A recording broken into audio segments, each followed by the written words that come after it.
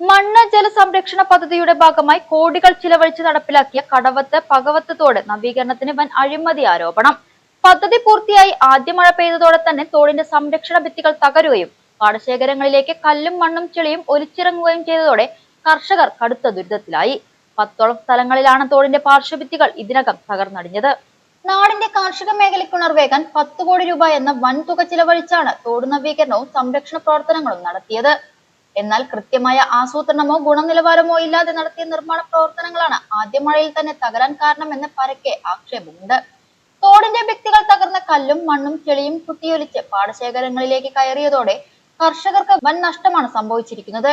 നിലമൊരുക്കലും വിതയ്ക്കലും ഉൾപ്പെടെയുള്ള പ്രാഥമിക ജോലികൾ തടസ്സപ്പെടുന്ന സാഹചര്യമാണ് നിലവിലുള്ളത്. നാടിന്റെ പച്ചപ്പും ഭക്ഷ്യസുരക്ഷയും ഉറപ്പുവരുത്തുന്ന കർഷകരെ കടക്കെണിയിലേക്കും ആത്മഹത്യയിലേക്കും തള്ളിവിടുന്ന സമീപനമാണ് അധികൃതരുടെ ഭാഗത്തു നിന്നും ഉണ്ടായിരിക്കുന്നത്. നിർമ്മാണ പ്രവർത്തനങ്ങളിലെ അഴിമതിയെക്കുറിച്ച് സമഗ്രമായ അന്വേഷണം നടത്തണമെന്നും തകർന്ന ഭിത്തികൾ യുദ്ധകാലാടിസ്ഥാനത്തിൽ പുനർനിർമ്മിച്ച് പാടശേഖരങ്ങൾ കൃഷിയോഗ്യമാക്കണമെന്നുമാണ് കർഷകരുടെ ആവശ്യം. അല്ലാത്ത പക്ഷം ശക്തമായ ജനകീയ പ്രതിഷേധ പരിപാടികളുമായി മുന്നോട്ടു പോകാനാണ് കർഷക സംഘടനകളുടെ തീരുമാനം. മലയശാലം പാടശേഖരത്തിൽ വരുന്ന കടവത്ത് പകവത്ത് തോട് 10 കോടി രൂപ ചിലവാക്കി കരിങ്കല്ല് കൊണ്ട് അരുവ് കെട്ടുകയുണ്ടായി. 6 മാസത്തിനകത്ത് അത് പല സ്ഥലങ്ങളിലും പൊട്ടുകയും വെള്ളം കുത്തിയൊലിച്ച് പൊട്ടുകയും ഈ പൊട്ടിയ മണ്ണും കല്ലും വെള്ളവും എല്ലാം പാടത്തിൽ കൂടി ഒഴുകിപ്പോവുകയും കൃഷിനാശങ്ങൾ സംഭവിക്കുകയും ചെയ്തു.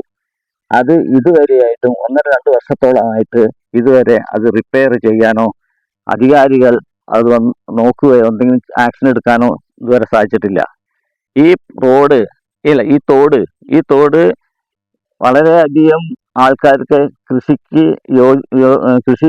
കൃഷി ഉപയോഗത്തിന് ആവശ്യമുള്ളത് കൊണ്ട് ഇതിന് വേണ്ടതായ രീതിയിലുള്ള റിപ്പയറിംഗ് പണി പെട്ടെന്ന് നടത്തിയിട്ടില്ലെങ്കിൽ 100 കണക്കിന് ഏക്കർ സ്ഥലം കൃഷി യോഗ്യത അല്ലാതായിട്ട് മാറുന്നതായിരിക്കും.